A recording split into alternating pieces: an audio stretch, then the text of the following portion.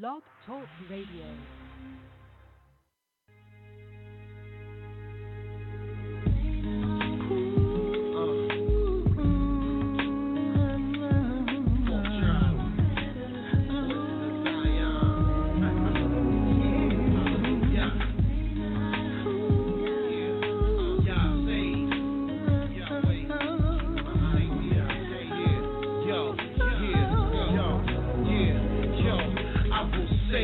YAH, He is my refuge and my fortress, protects me from the wicked deadly ordinance, snakes master psychology, phony people studying fakeology. Y'all see I'm a God, it's not ego.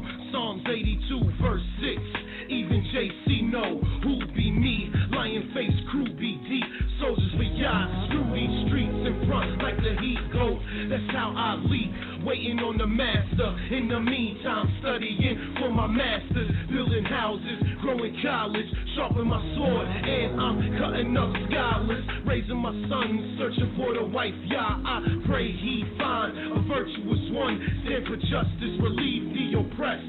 Call on YAH, deliver the fatherless, let Israel be blessed. Keeping my eyes on YAH, I won't let up.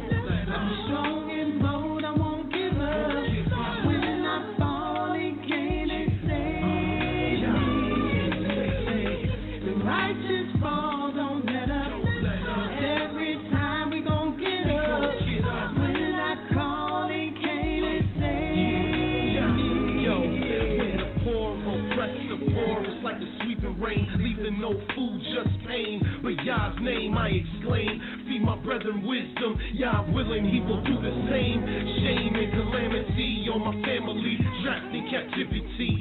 Many years ago, holding the calico, never know how my life glowed till I stepped through them two doors. Left church, cause that was just fool's gold. My eyes the color of onyx, YAH's message came to me as clear as you telephonically alerting me. He opened the scrolls and fed his word to me. Now I must give to those hope lost whose spirit is froze, the knowledge of how they conquer their foes.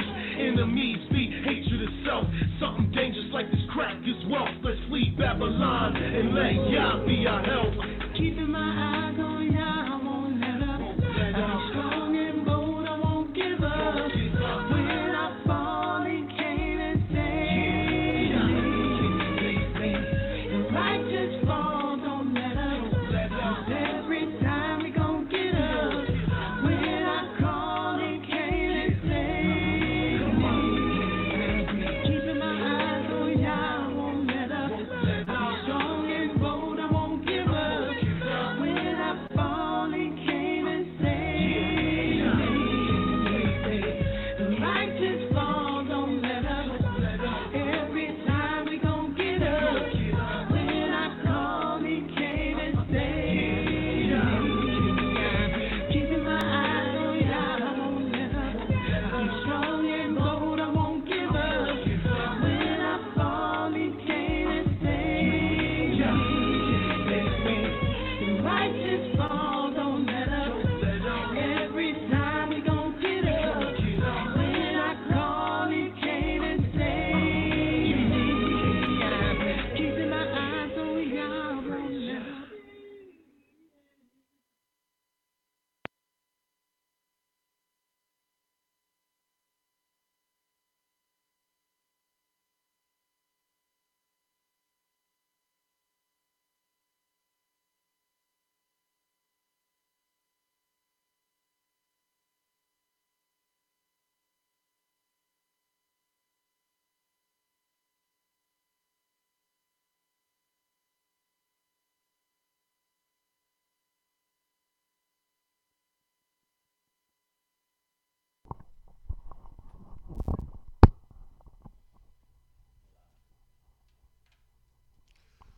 Shalom, shalom, shalom.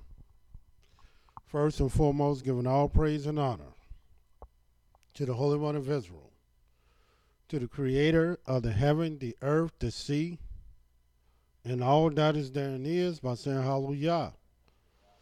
Praise the mighty YAH. YAH is righteous. YAH is holy. And let Yahweh be magnified. Once again, the Creator has allowed us to come before you another day, another night, bringing to you his great, holy, and exalted words of truth.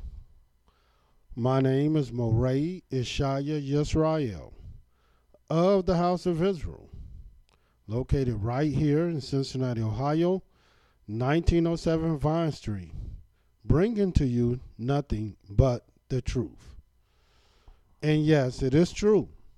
All we're going to do is tell you the truth.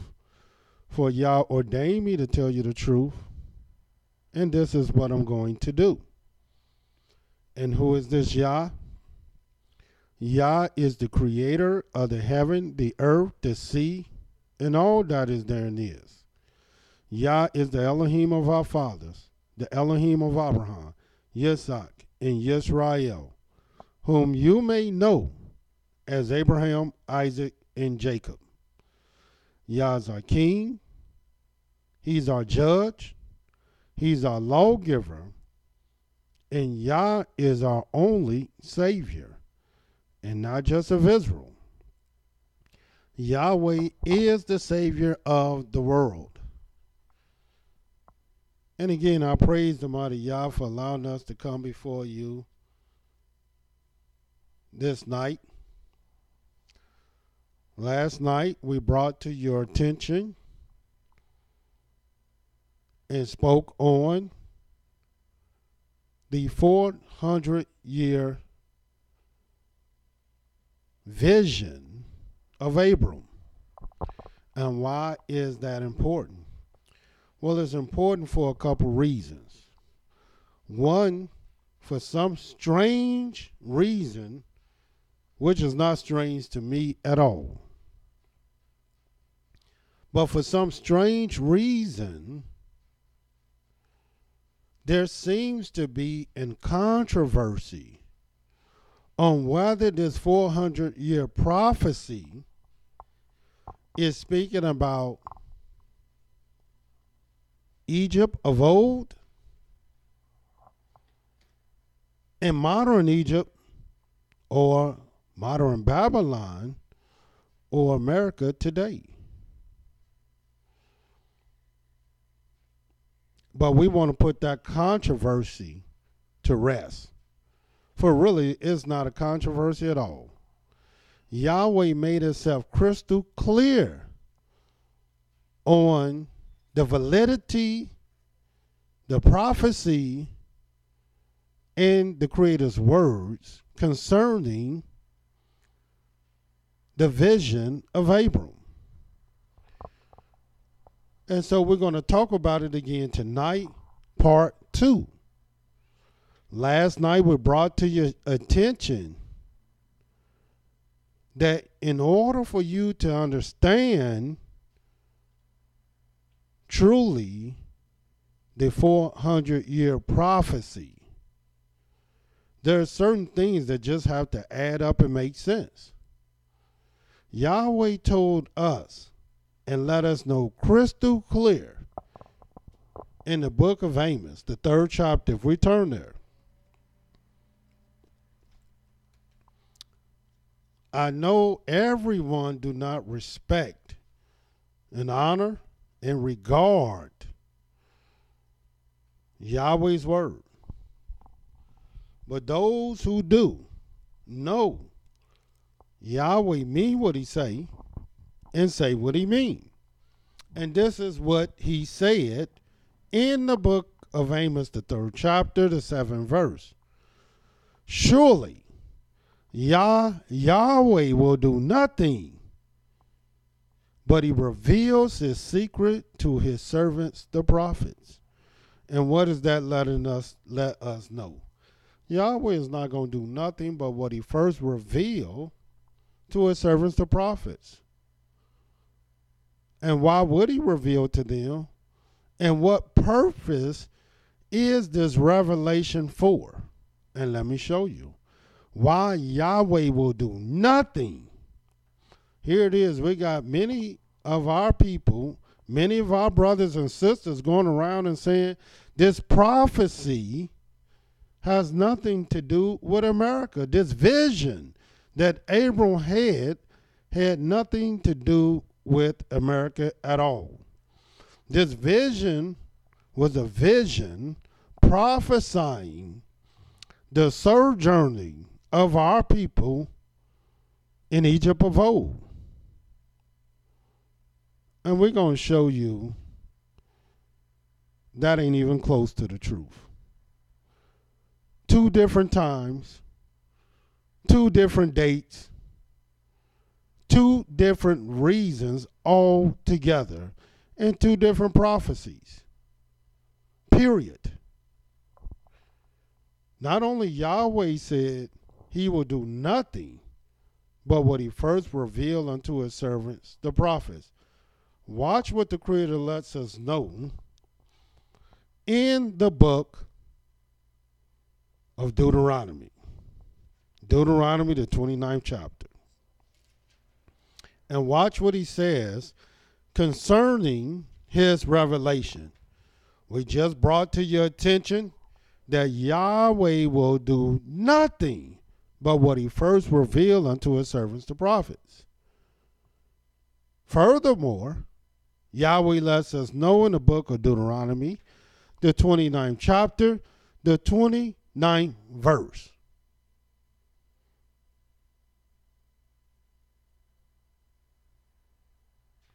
The secret things belong unto Yahweh. Matter of fact, let's read, let's go up a little bit.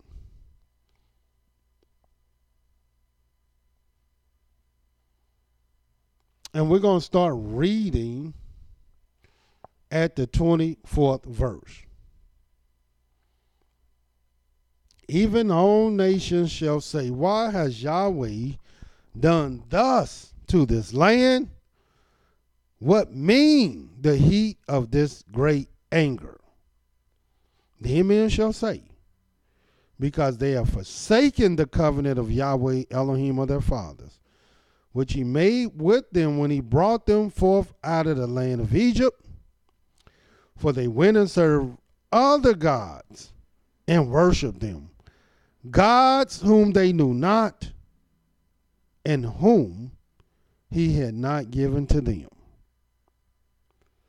And the anger of Yahweh has kindled against this land to bring upon it all the curses that are written in this book.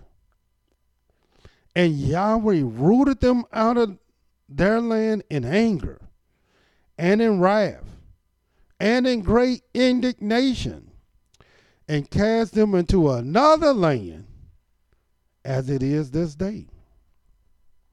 And watch this. The secret things belong unto Yahweh our Elohim. And what are the secret things? It's going to let you know. But those things which are revealed. And what are revealed? Well, these things are called revelations. And what is a revelation? A revelation is a vision or a dream that was once secret unto you, and then it became known. And it became known not through some adversary or through some books that Yahweh had nothing to do with. They became known through his servants, the prophets, and his word. The secret things belong unto Yahweh, our Elohim. But those things which are revealed belong unto us and to our children forever, that we may do all the words of this law. And so we know Yahweh will bring about revelation. And all revelation is merely visions.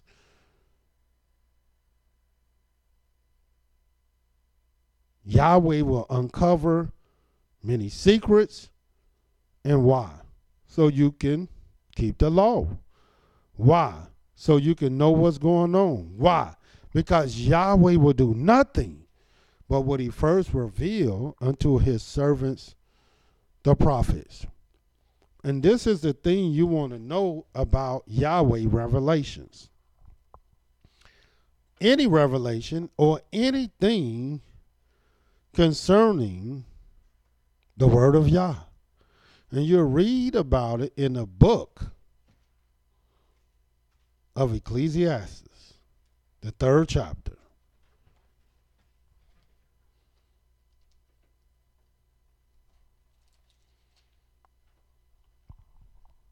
And watch what it says. Ecclesiastes, the 3rd chapter, and we're going to start reading at the 14th verse. I know that whatever Elohim do, it shall be forever. Nothing can be put to it, nor anything taken from it. And Elohim does it, that men shall fear before him. That which has been is now. And what do that mean, that which has been? In other words, these are things that are past. We already passed those been things. But whatever it was being is now. You have to just see how Yahweh don't change. And that which is to be, in other words, it hadn't even came yet, has already been. And why? Because Yahweh don't change. And Elohim requires that which is past, because Yahweh is always renewing everything. Why do you think Yahweh lets us know 6 days shall thou labor and do all thy work, but the Sabbath day is this. The 7th day is the Sabbath of Yah thy Elohim. In it thou shalt not do any work. Thou, nor thy son, nor thy daughter, nor thy manservant, nor thy maidservant, nor the cattle, nor the stranger that is within thy gates. For in 6 days Yah made heaven, the earth, the sea, and all that is therein is, and rested the Sabbath day. Wherefore Yah blessed the 7th day and hallowed it. And what is he letting us know? That once you come to the 7th day, the week has come to an end. It has come to a completion. And what happens? Well, it starts all over. Because Yahweh will renew the week as he renew everything. And little do our people know, not only Yahweh will do that with the week, he also will do that with the years. Did not the scripture say that which has been is now, and that which is to be have already been, and Elohim required that which is past? It's only 7 different days, and the rest is just being renewed. There's only 7 different years, and once you come to the 7th, watch this, in the book of Leviticus, the 25th chapter. And you're going to understand why this is relevant to our discussion. In the book of Leviticus, the 25th chapter, the 8th verse, and you shall number 7 Sabbaths or years unto you. Now, how many of our people are doing that? Even though that's what Yahweh said you should do. And many of them will give the excuse, well, the reason why we're not doing this is because Yahweh have not revealed his years unto us. Well, he may not have revealed it to you, but we talk about his years every week. and really every day, because we're coming before you every day about the Sabbaths or years of Yahweh. As a matter of fact, we will prove to you beyond a shadow of a doubt that we are in the second year of Yahweh, Sabbaths of years, as we speak. And then soon as spring comes, when our year is renewed, because Yahweh will renew these things, we will be in the third year of our Sabbaths of years. And we will prove beyond a shadow of a doubt that by signs and wonders, how you can know your years each year. Likewise, you can even know your days each day. And we will bring that to you by signs and wonders in the word of Yahweh. And you shall number 7 Sabbaths of years unto you. 7 times 7 years, and the space of the 7 Sabbaths of years shall be unto you 49 years. This is how Yahweh tell you to number your years. And let me tell you, at that 7 Sabbath of years, hollow the 50th year, and then all you're doing is renewing again, and next thing you know, you're right back trying to do 7 Sabbaths of years again. And what do that have to do with our discussion tonight? Well, it has everything to do with our discussion tonight. Because Yahweh said he will do nothing but what he first revealed unto his servants, the prophets. And some of the things that we're going to be discussing tonight, as we were doing last night, many of our people had never heard this at all.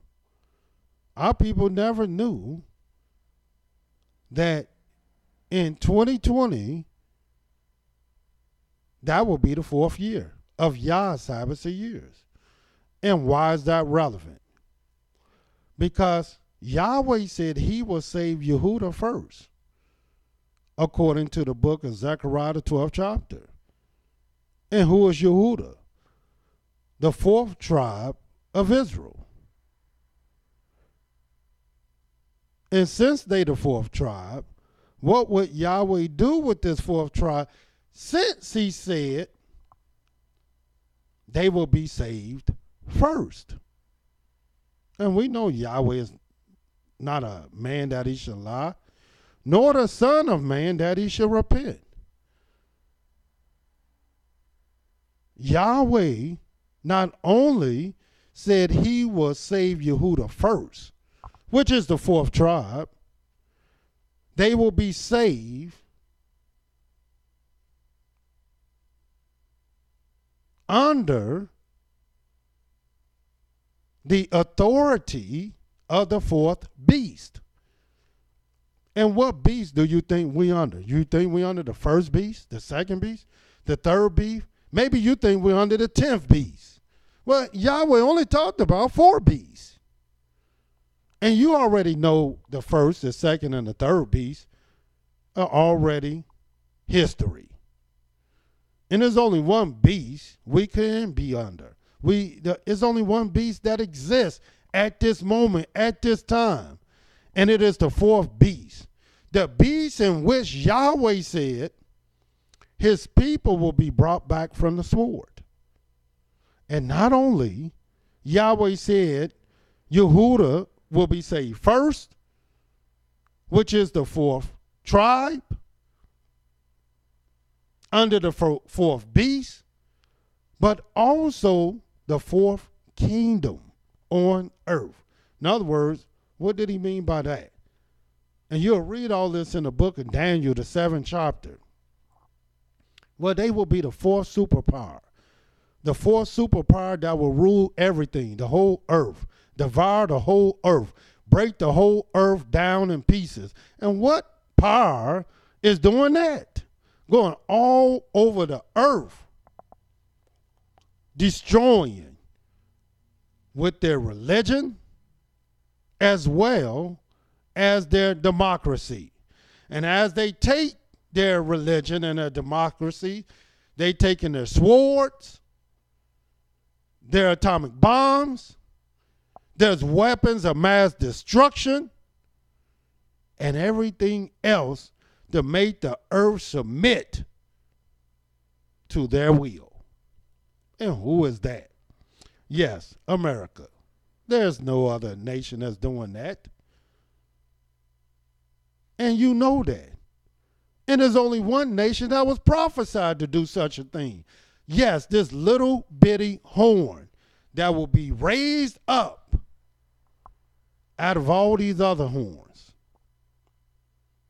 And not only the Yehuda say first, the fourth tribe, under the fourth beast, under the fourth kingdom, but also Yahweh said he will bring them back from the four corners of the earth. In other words, the north, the south, the east, as well as the west. Now, who was prophesied to even be removed into the kingdoms of the north, as well as the south, as well as the far east and the far west? And there was only one that was prophesied to be removed in that manner. And yes, once again, the fourth tribe, Yehuda, and those that were left with him in Jerusalem.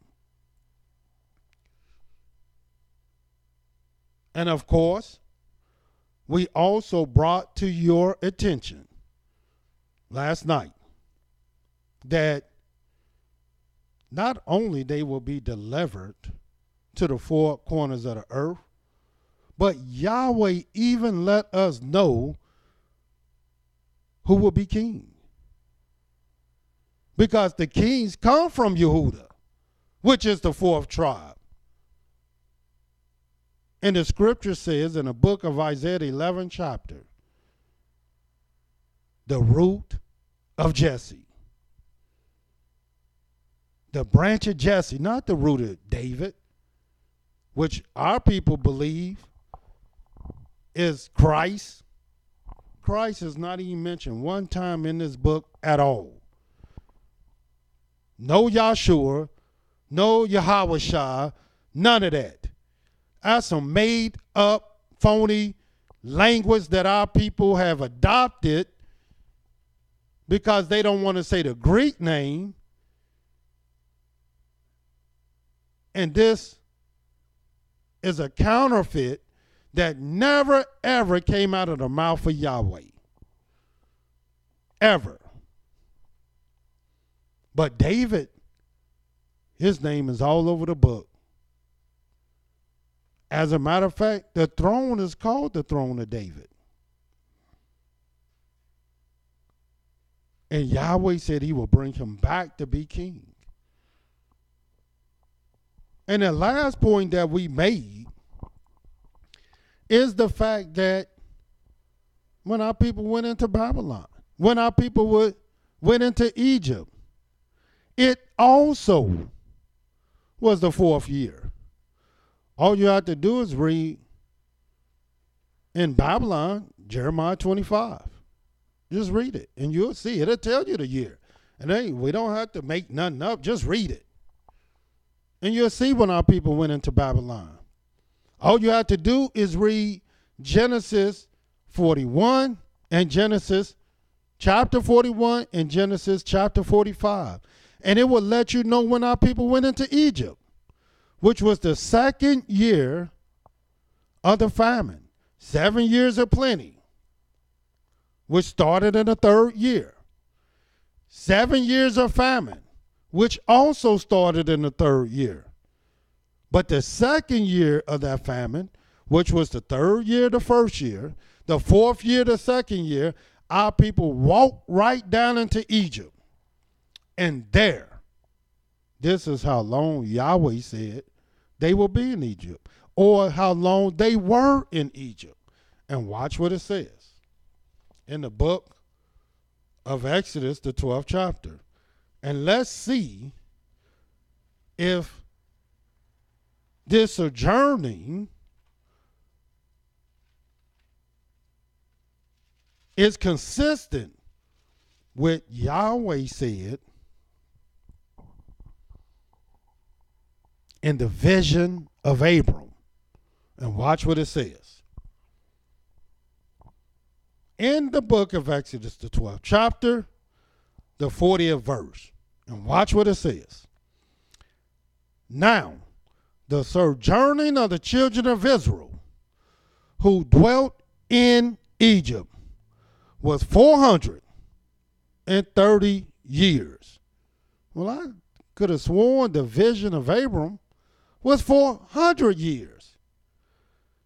And here it is, we got some people with some slick voodoo math that make you think 400 and 430 is the same thing. And we know 400 and 430 is not the same.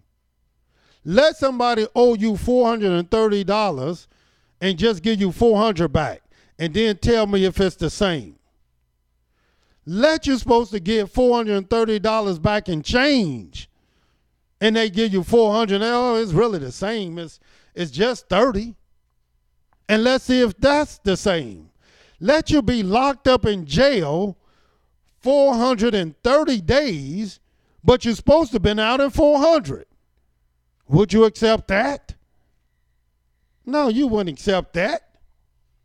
Anybody accept coming out early. But who in the world will go longer? And 400 and 430 is two different things, two different numbers, two different maths altogether. Did not we just read? Yahweh said, don't add to his word and don't take nothing away from it. And watch what it says. 41, first verse. And it came to pass at the end of the 430 years, not at the end of 400 years, because this was never meant to be 400 years, and this was not the vision of Abram at all. Those who believe this, those who taught this, those who teach this, those who philosophy is this, is in error. And Yahweh will not confirm their words at all, not in the scriptures. Watch what it says. And it came to pass at the end of the 430 years, even the very same day it came to pass, all the hosts of Yahweh went out from the land of Egypt. And watch what it says. When they went out, it is a night to be much observed unto Yahweh for bringing them out from the land of Egypt, because they went out at night. This is the night of Yahweh to be observed by the children of Israel in their generations.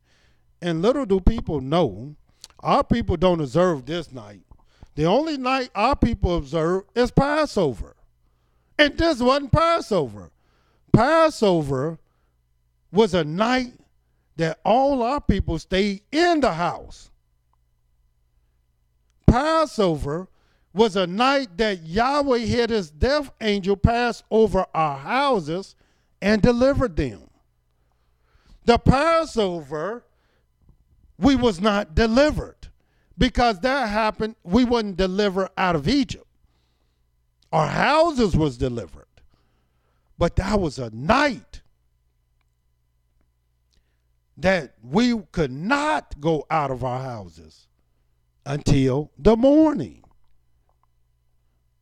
But the night of our liberation out of Egypt was a whole nother night altogether. And the date that Yahweh give is the first month of the first year, the 15th day of that month. And since our people don't deal with dates, they don't see that difference. So right here, right before your eyes, Yahweh made it crystal clear that this could not be the vision of Abram, because this was 430 years. And as I stated before, just like last night, here it is, who's presiding over the end of our captivity is the 116th Congress, which is the Order of Four. And what do the four represent? The fourth tribe, the fourth day, the fourth year, the fourth generation. I don't care where you go with the fourth is the fourth. And it represents Yahweh's praise. Here it is, the year 2020 coincides with the fourth year. Right now, we're in the second year, going into our third.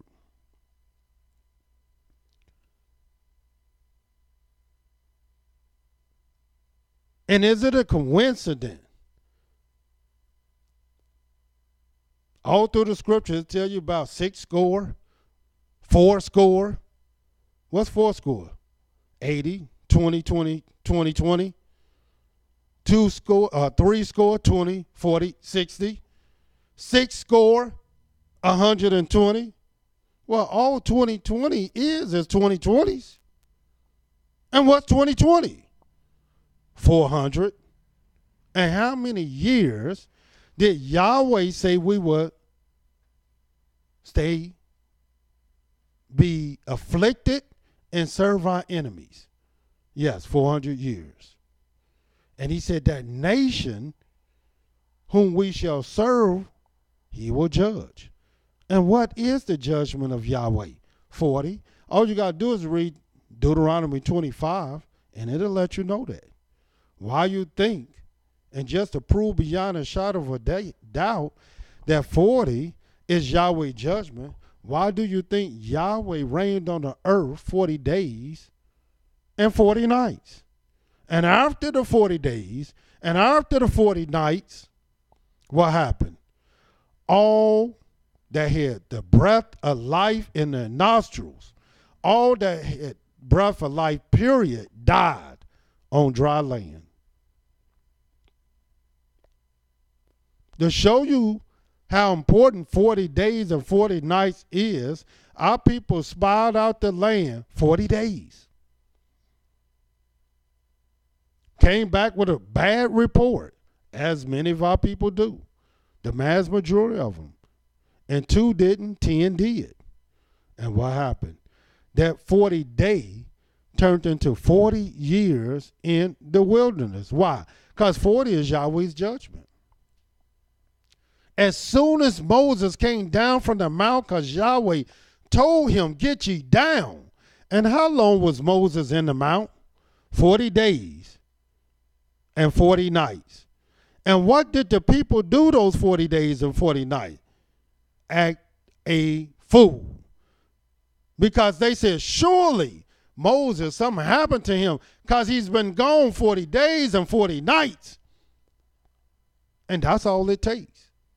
It's 40 days and 40 nights. And you're going to see the real deal. As soon as Nineveh heard from the prophet Jonah, and the prophet Jonah said, look, Yahweh is coming to destroy in 40 days. And what did Nineveh do? Nineveh is not even a city of Israel. Foreigners, strangers, but yet they were in their own land.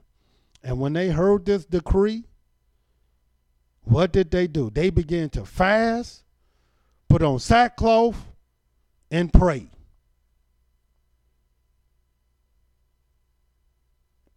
And Jonah sat outside the city 40 days just to see what Yahweh would do. But here it is. Yahweh told our people, gather yourselves together before the decree bring forth. What do you think the decree is? Before the chaff passes the day. Before the fierce anger of Yahweh come upon you. And here it is. We call the fast of 40 days and 40 nights. And we're in the midst of this fast of 40 nights. And why did we call this fast? Because we believe what Yahweh said is true. That he's returning with his anger, with his wrath, and he told us to gather ourselves together. And this is what we began to do.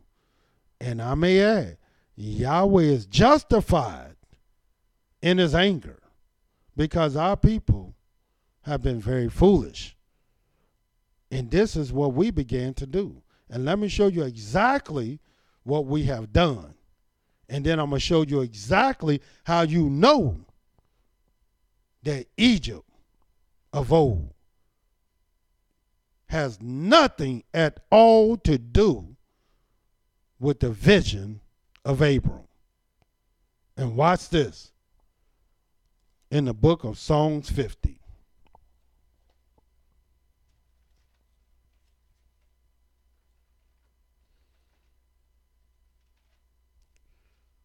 Now, everybody is not going to show you this. They're not going to teach you this. They're not going to prepare you before Yahweh. But did not Yahweh say he will send somebody to prepare the way before him? Yahweh is going to return. And if you are a servant of Yahweh, why aren't you preparing the people for Yahweh's return? And Yahweh said he's returning with his anger, with his wrath, with his fierce anger to destroy and consume the wicked. Watch this in Psalm 50, the 5th verse. Gather my saints together unto me. Are you doing that? Those that have made a covenant with me by sacrifice. And that's exactly what we have done and what we are doing. And we letting our people know that you must sacrifice and sanctify yourself unto Yahweh. And our sacrifice, we fast for 40 days and 40 nights. And it's not too late, brothers and sisters, for you to sanctify yourself unto Yahweh, to fast before Yahweh. Look what Yahweh did when Nineveh fasted. He repented of the evil that he thought to do. Look what Yahweh did with the most wicked king we had in Israel, named King Ahaz. Look what happened when he humbled himself and fasted before Yahweh. Yahweh repented of the evil that he would do in his time. Look what Yahweh did when Moses fell down and fasted 40 days and 40 nights the second time. Yahweh repented of the evil that he would do to Israel. He told Moses to step aside, and I'll make a nation of thee, and I will consume this stiff-necked, rebellious, hard-hearted people that I've chosen. But Yahweh didn't destroy us because we're here today. And we asking our people, we're pleading to our people. The time is at hand. And Yahweh's salvation is near to come. And his righteousness is being revealed. But you don't have to believe it. It's up to you. And let me show you, when the scriptures is prophesying, just like in Babylon, 70 years, this is talking about Yehuda.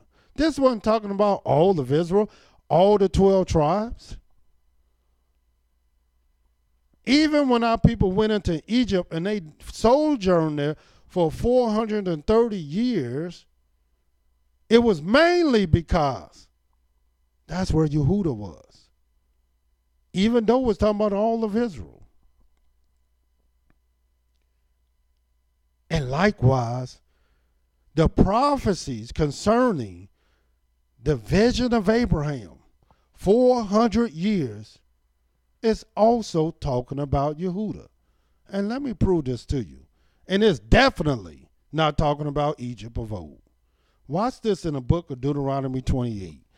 Because some of our people, once again, is under the erroneous impression that Deuteronomy 28 is talking about all of Israel.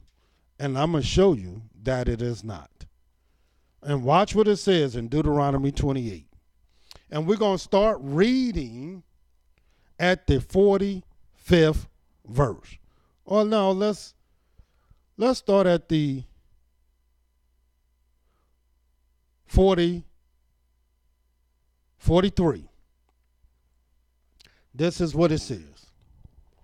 The stranger that is among you shall get up above you very high, and you shall come down very low. In other words, at one point in time, you were high, but then you came down low. And where's that at? Watch what it says. He shall lend to you, and you shall not lend to him. He shall be the head, and you shall be the tail. Moreover, all these curses shall come upon you and pursue you and overtake you till you are destroyed, because you listen not to the voice of Yah your Elohim, to keep his commandments and his statutes which he command you. And they shall be upon you for a sign and for a wonder, and upon your seed forever. In other words, people will be able to tell time by you. Why? Because you're going to be saved first. You're the clock. You're the clock that everybody is looking at. When Yahweh made and put all the various signs in heaven, called the sun, moon, and the stars, what day do you think he put it on? What, the fourth day? There was no sun, moon, and stars on the first day of the week, or the second day of the week, or the third day of the week. It wasn't until the fourth day of the week when Yahweh made the sun, moon, and stars. Why do you think Yahweh say from the rising of the sun until the going down of the same, Yah's name is to be praised? Because that's when he made the sun, moon, and stars. And that became our signs, our seasons, days, and years.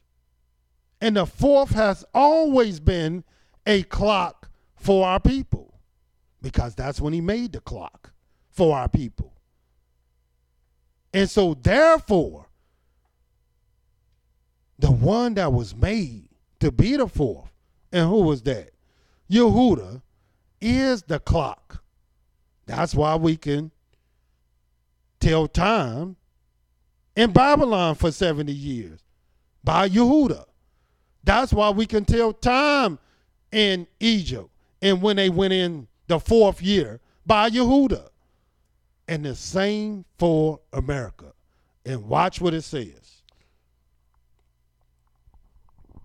Because you serve not, 47th verse, because you serve not Yahweh your Elohim with joyfulness of heart, with gladness of heart, for the abundance of all things. Therefore shall you serve your enemies, which Yahweh shall send against you in hunger and in thirst and in nakedness and in want of all things. And he shall put a yoke of iron upon your neck until he has destroyed you. And what slaves, do you know that had to go through the most atrocious, diabolical slavery where they literally put a yoke of iron on your neck? That wasn't done in Africa, where they put irons and chains but it was done here. And watch what it says. Just to prove it was done here, watch what it says. 49th verse. Yahweh shall bring a nation against you from far. Not near. Africa is right there where Jerusalem is, where Israel is. But Yahweh shall bring a nation against you from far, from the end of the earth, as swift as the eagle flies. A nation whose tongue you shall not understand. Now, who you think this is talking about, and who had to be subjected to this nation, to this swift eagle, and whose tongue they didn't even understand? Yehuda. And we're going to prove that. This wasn't talking about no ancient Egypt. Our people knew that language. They look like the Egyptians. Watch what it says. A nation of fierce countenance, which shall not regard the person of the old, nor show favor to the young. And he shall eat the fruit of your cattle, the fruit of your land, until you are destroyed, which also shall not leave you either corn, wine, oil, or the increase of cows, flocks of your sheep, until he has destroyed you. And he shall besiege you in all your gates, until your high fences walls come down, wherein you trusted, throughout all your land. And he shall besiege you in all your gates, throughout all your land, which Yahweh your Elohim has given you. And you shall eat the fruit of your own body, the flesh of your sons and your daughters, which Yahweh your Elohim has given you, in the siege and in the anguish, which your enemies shall distress you. And who did that happen to? Yehuda.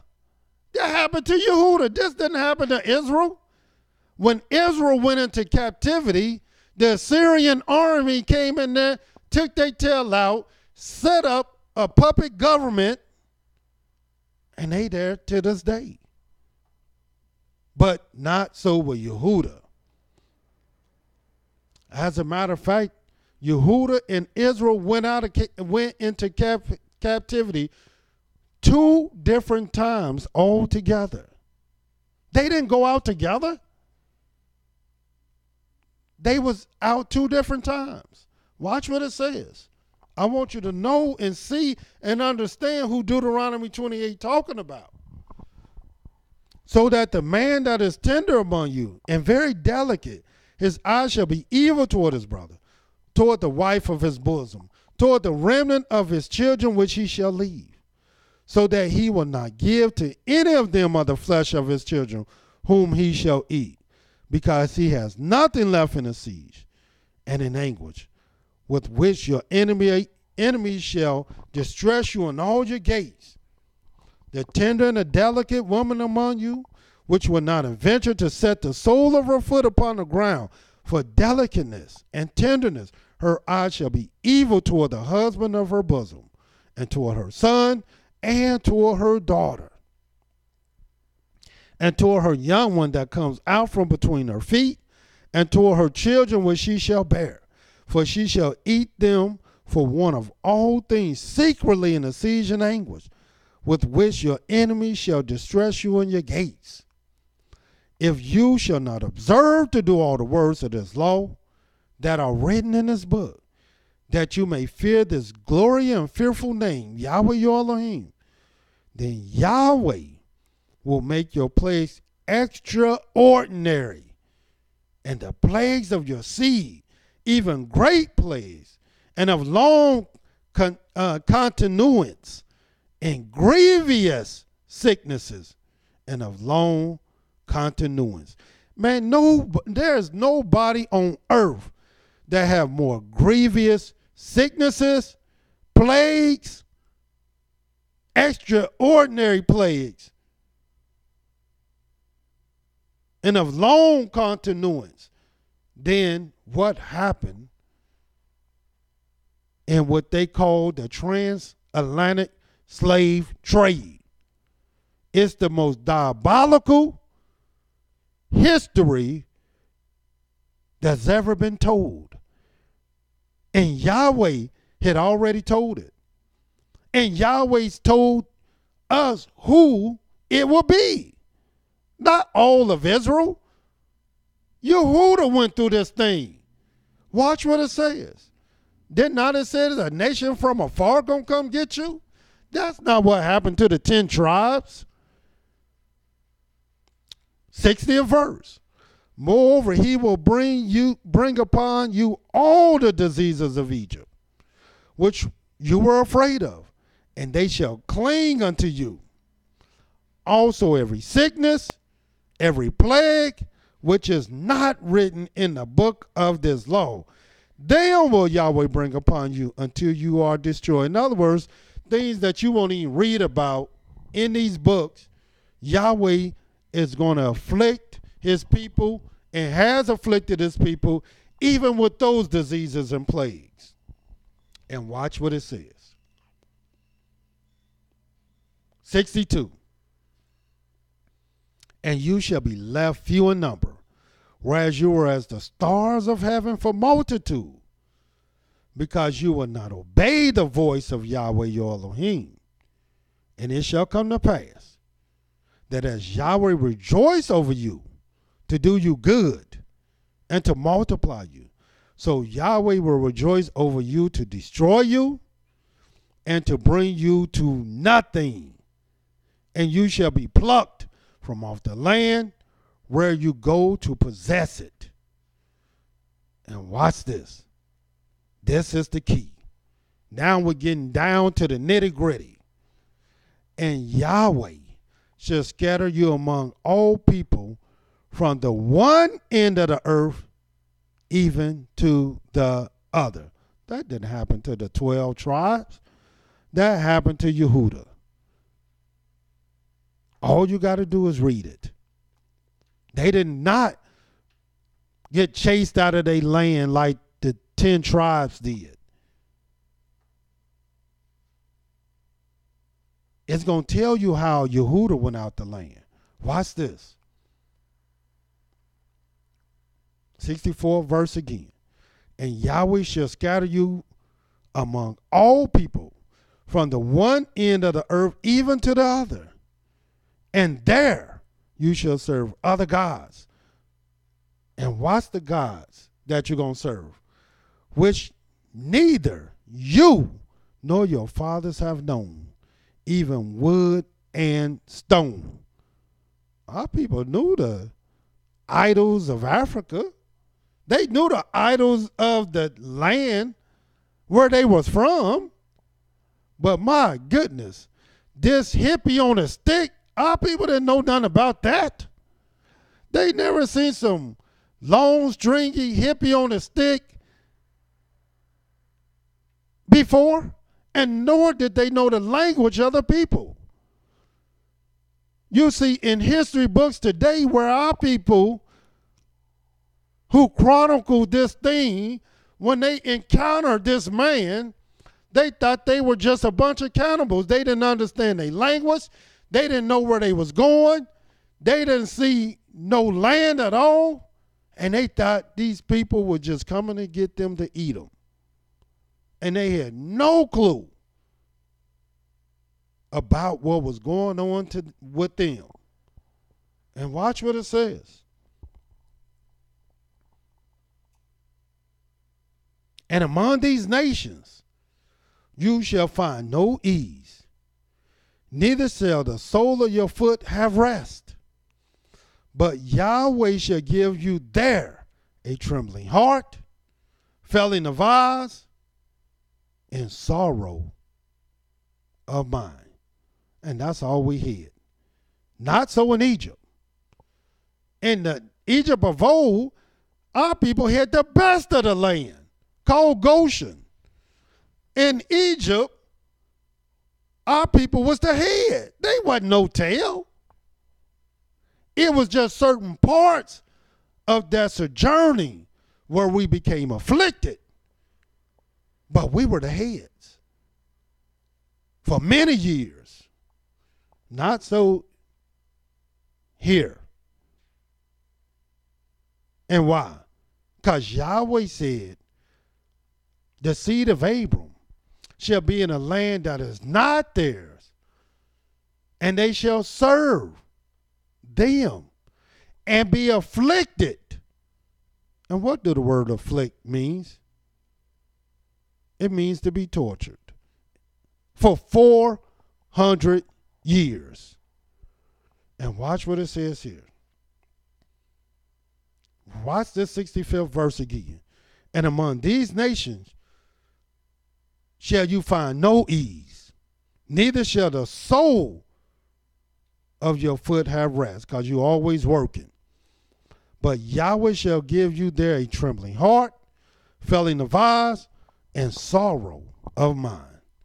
And your life shall hang in doubt before you, and you shall fear day and night, and have no assurance for your life. In the morning you shall say, with Elohim it were evening. And at evening you shall say, with Elohim it were morning.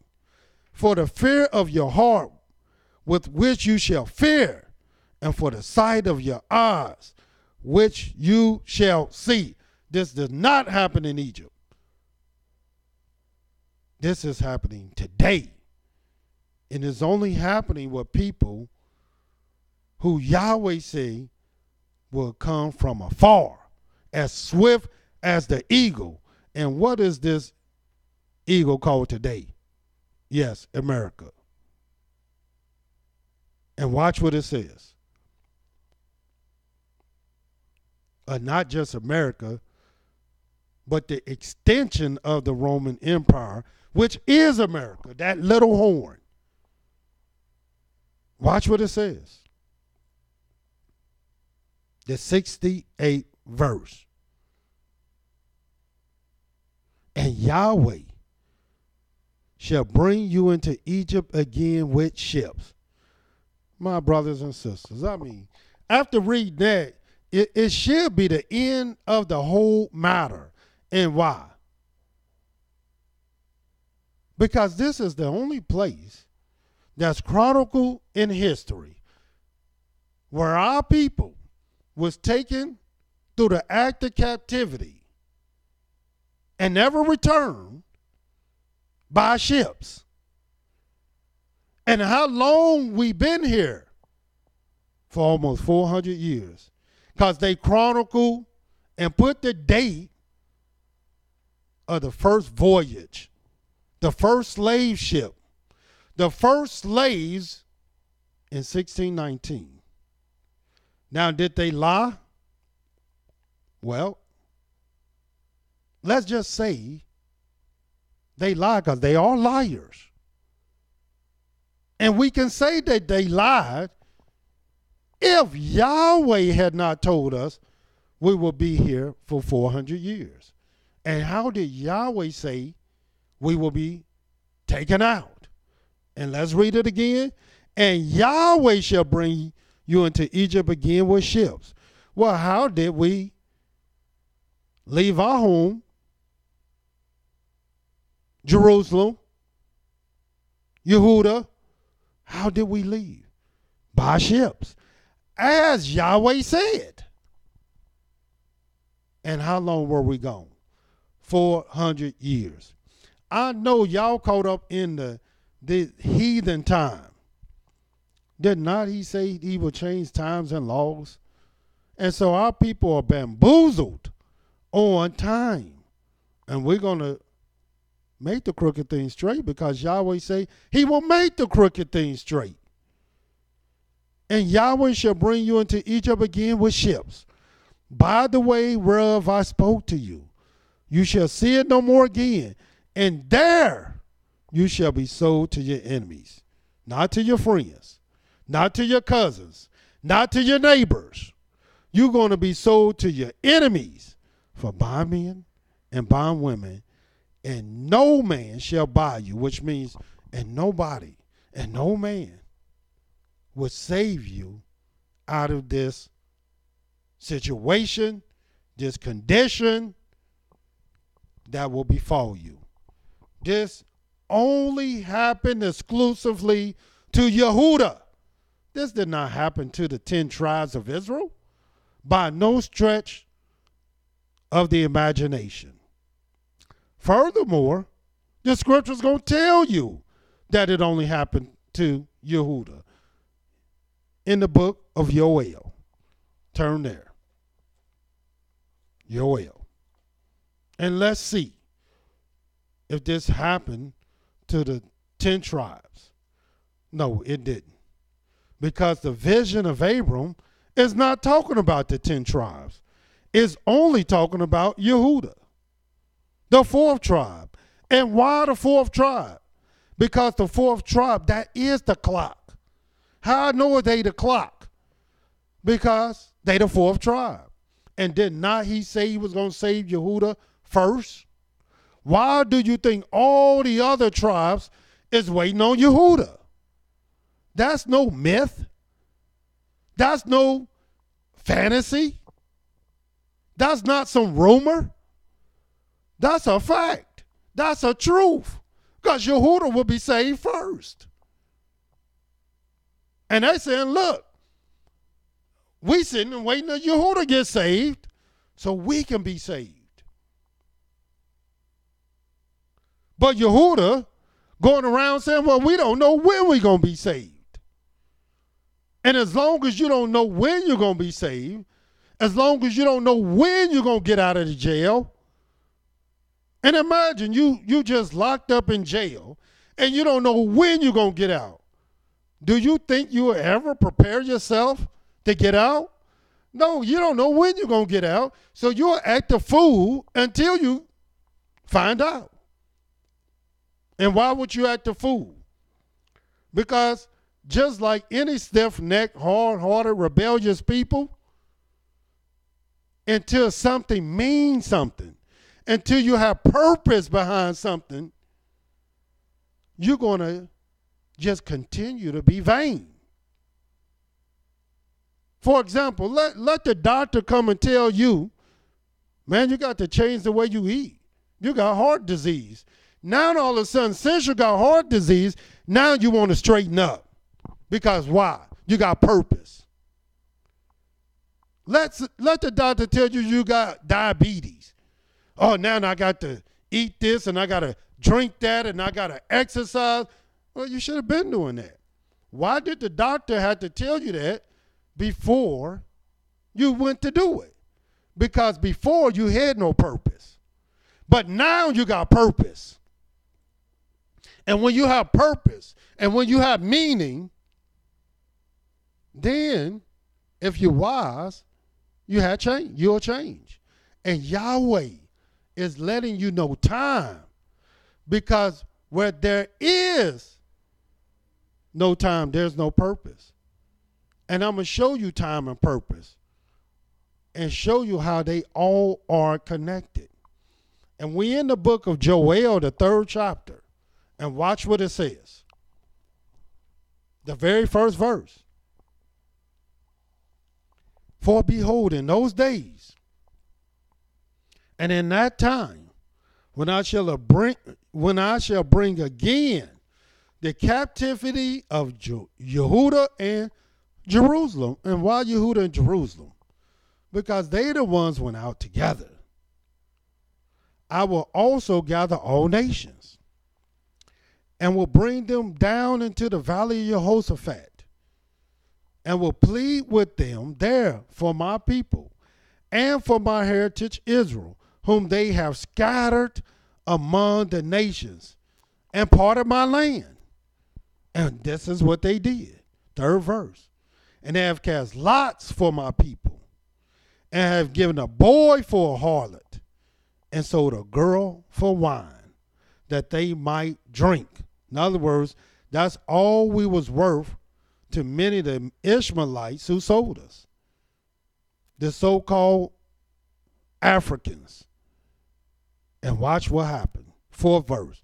Yes, and what have you to do with me, O Tyre, one of the African nations, and Zidon, another African nation, and all the coast of Palestine, another African nation?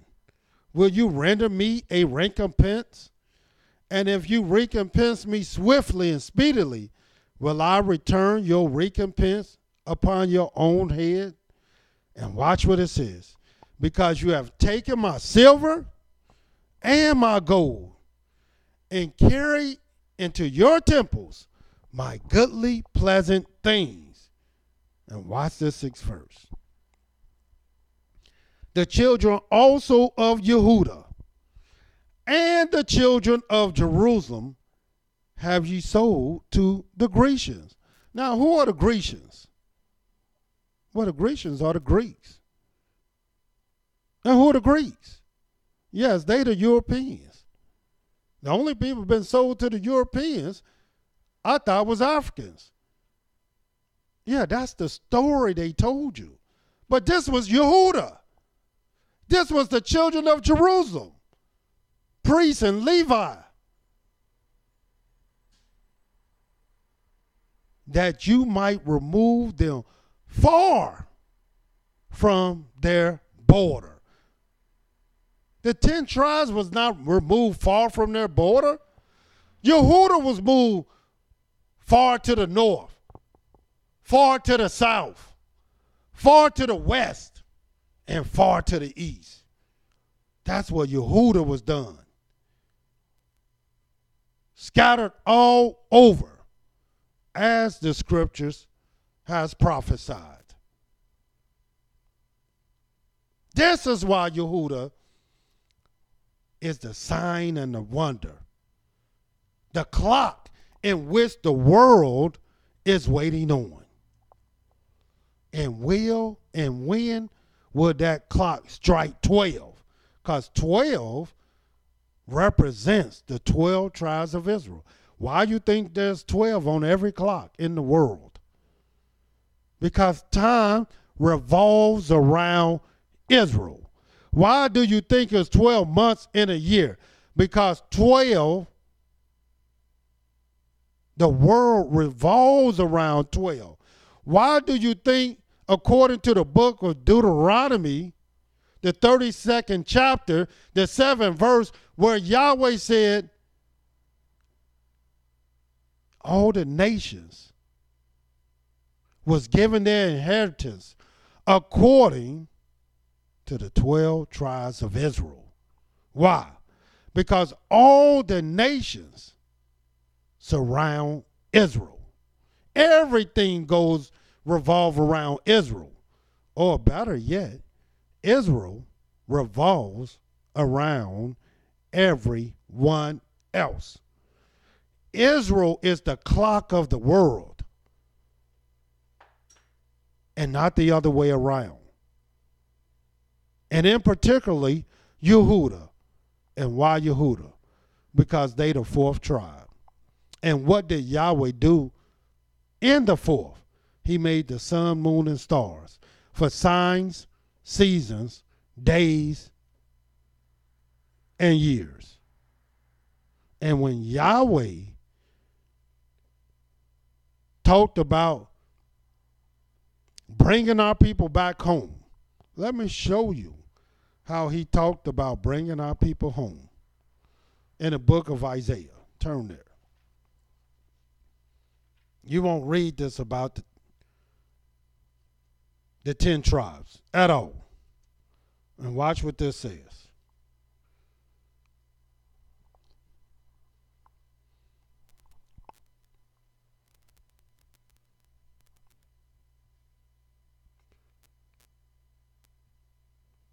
Starting at the very first verse. Isaiah 60. Arise and shine, for your light has come, and the glory of Yahweh is risen upon you. For behold, darkness shall cover the earth, and gross darkness the people. But Yahweh shall arise upon you, and his glory shall be seen upon you. And who is you? It's going to let you know. And the Gentiles shall come to your light, and kings to the brightness of your rising. Somebody got to rise up. And it don't take a rocket scientist to see who that rising is with. Since Yahweh said Yehuda going to be saved first. Watch what it says. Lift up your eyes round about and see. Oh, they gather themselves together. They come to you. Your sons shall come from far. Your daughters shall be nursed at your side. And why far? Watch what it says. Then you shall see. And what are we going to see, Yahweh? And flow together. And your heart shall fear and be enlarged. And what is this thing that's going to just cause us to fear and our heart be enlarged? Watch this. Because the abundance of the sea shall be converted unto you. The forces of the Gentiles shall come unto you.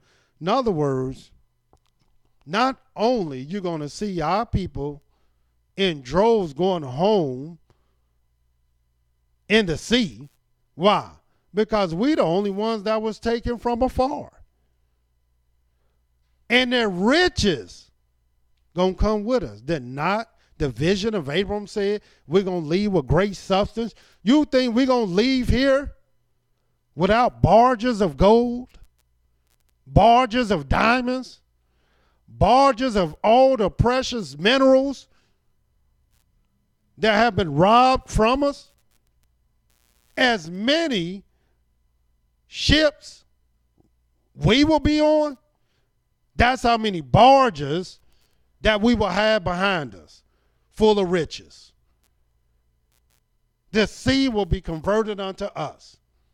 Watch what it says. 6th verse. The multitude of camels shall cover you. The dromedaries of Midian and Ephah. All they from Sheba shall come. They shall bring gold and incense. They shall show forth the praises of Yahweh. And who represents Yahweh praises? The 4th tribe.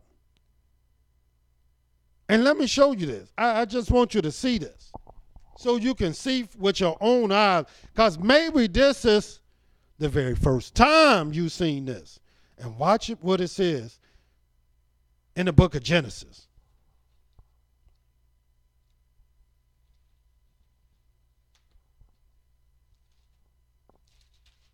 I just need you to see this. Who cares if the other people see it? But you must see it. Because Yahweh sent me to you. And watch what this says. In the book of Genesis 29 first.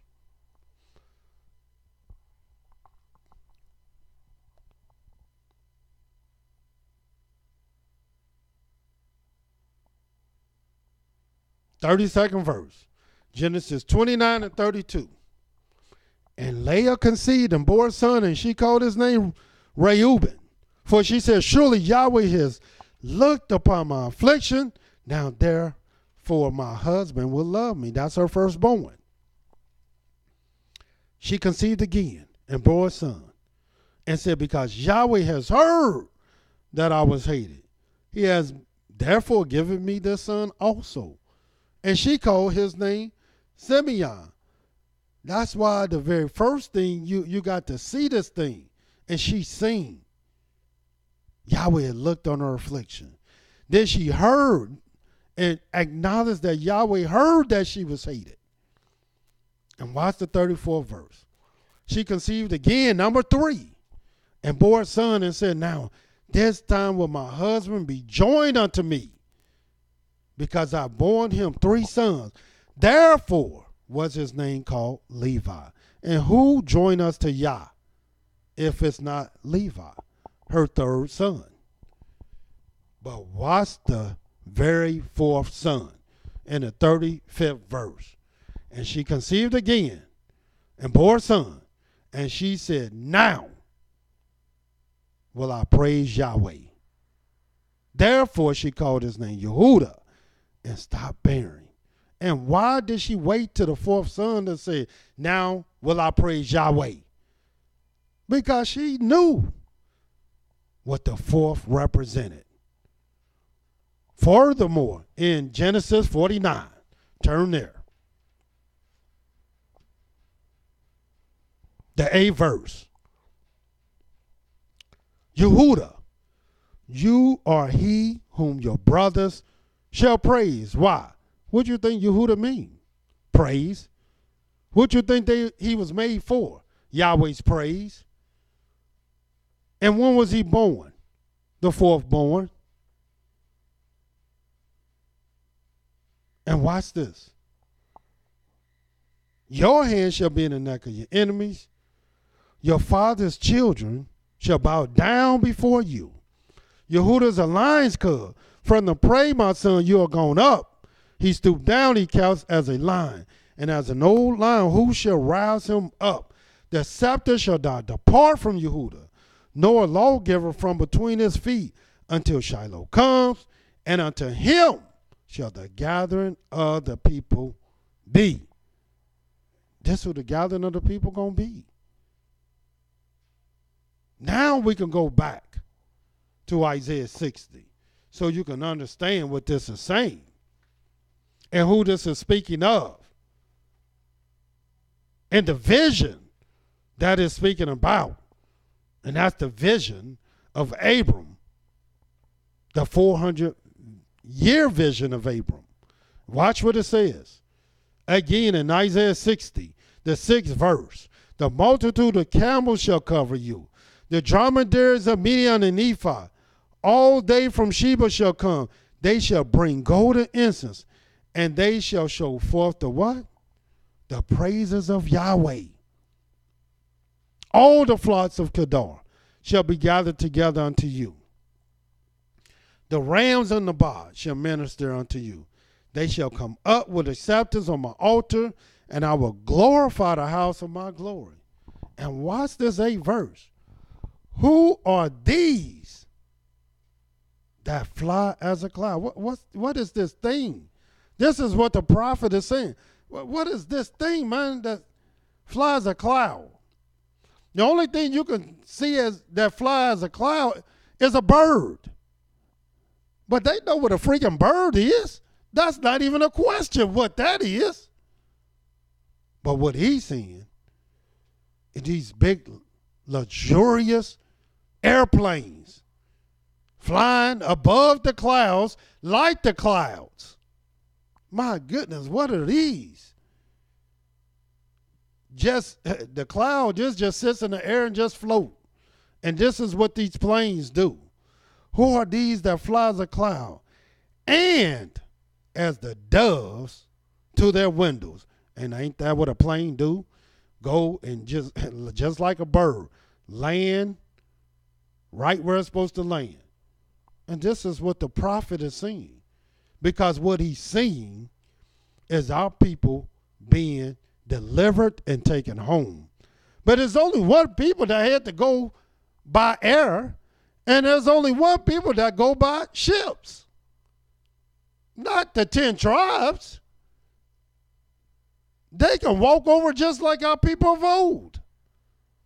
But not so with Yehudah. There's only one way for them to get home. Watch what it says.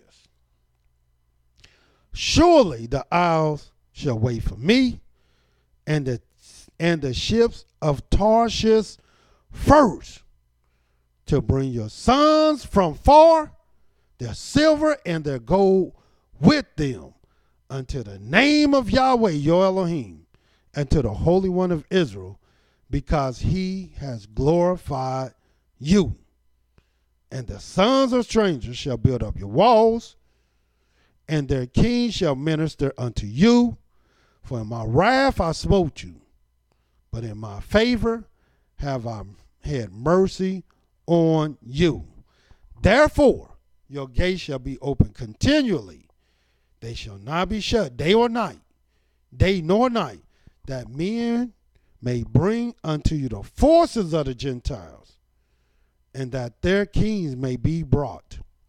And watch what it says. For the nation and kingdom that will not serve you shall perish. Yea, those nations shall be utterly destroyed. And unfortunately, there are people, there are nations that will not want to serve you. And that's okay. It's up to them. It is their choice. If that's what they want, that's fine. And let me show you one more thing else in the book of Isaiah 61. And watch what this says. The first verse. The Spirit of Yahweh is upon me, because Yahweh has anointed me to preach good tidings to the meek. And what do you think we're doing? What tidings you think we bringing to the meek? We letting the meek know Yahweh is returning for you. Yahweh have heard your cry. Yahweh see your sacrifices. Yahweh will hide you. Did not he say, gather my saints together unto me, yea, gather, O nation not desire, before the decree bring forth, before the chaff pass as the wind, before the fierce anger of Yah come upon you. Seek Yah all the meek of the earth, who have worked or wrought my judgment. Seek righteousness, seek meekness, that it may be that you may be hid in the day of Yah's anger. These tidings go out to the meek, because Yah see you and Yahweh hear you. He has sent me to bind up the brokenhearted. And who are the brokenhearted? Those who break their own heart. To proclaim liberty to the captives. And who are the captives? All our people who know they are slaves. And the opening of the prison to them that are bound. To proclaim the acceptable year of Yahweh. And the day of the vengeance of our Elohim. To comfort all that mourn, to appoint to them that mourn in Zion, to give to them beauty for ashes, oil of joy for mourning, the garment of praise for the spirit of heaviness, that they might be called trees of righteousness, the planting of Yahweh, that he might be glorified. And little do people know, Yahweh said he made us for his glory. That's what he made us for. And Yahweh cannot be glorified until this thing is done. And watch this in the book of Isaiah 49. And I'm going to read this quick. Seconds. He cannot be glorified until this is done. He said in the third verse, Isaiah 49, and he said unto me, you are my servant, O Israel, in whom I will be glorified. Then I said, I've labored in vain. I spent my strength for nothing and in vain. Yet surely my judgment is with Yahweh, and my work with my Elohim. And now says Yahweh, that formed me from the womb to be a servant, to bring Jacob again to him, though Israel is not gathered. Yet shall I be glorious in the eyes of Yahweh, and my Elohim shall be my strength. And he said, it is a light thing that you should be my servant, to raise up the tribes of Jacob, and to restore the preserves of Israel. But I will also give you for a light to the Gentiles, that you may be my salvation unto the end of the earth. Yes, this is Yehudah. This is his praise. This is whom his glory shall rise upon. So Yehudah, awake and put on the strength that Yahweh have endowed in you. Wake up. Humble yourself before Yahweh. Wake up. Put on that garment of praise. Wake up. Begin to labor for the Most High. Wake up and see righteousness and meekness, that you might be hid in the day of Yah's anger. For Yahweh is justified in his anger.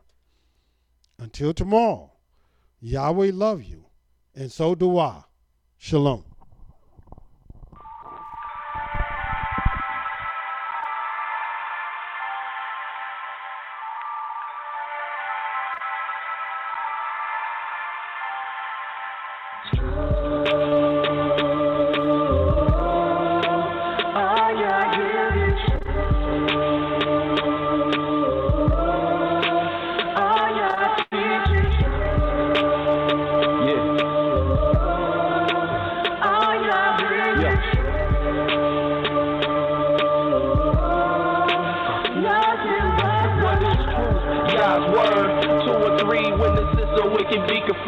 To you, my Yadu, I lift up my soul. And trusting you, he always kept me whole. And left my enemies deep in their holes. Let none that wait on Yahweh be ashamed. But shame on those who sin without a cause. Show me your ways, please teach me your laws. Oh Elohim of my salvation, I'm staying down impatient. As a child, all the while I'm waiting. Remember not the sins of my youth. Lead me in your truth, and he'll give your soul ease. The earth shall remain inherited by your seed. The secret of Yahweh who fears Elohim, of who believes everything. And to every word spoken, you can't take heed unless you hear somebody curse you. Know you did the same thing. That's why I'm begging Yah for mercy and His love and kindness, cause I know that I ain't worthy.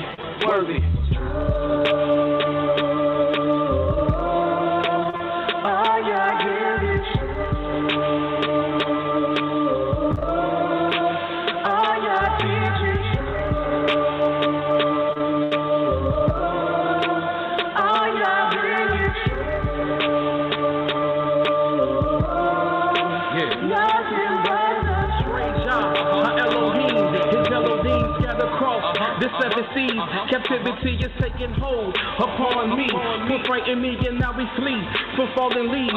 The ground and grief from all the blood, how people sing. And now we cry, where is the word from Elohim? And so we figure we are His wives to be submissive, but we dismiss it.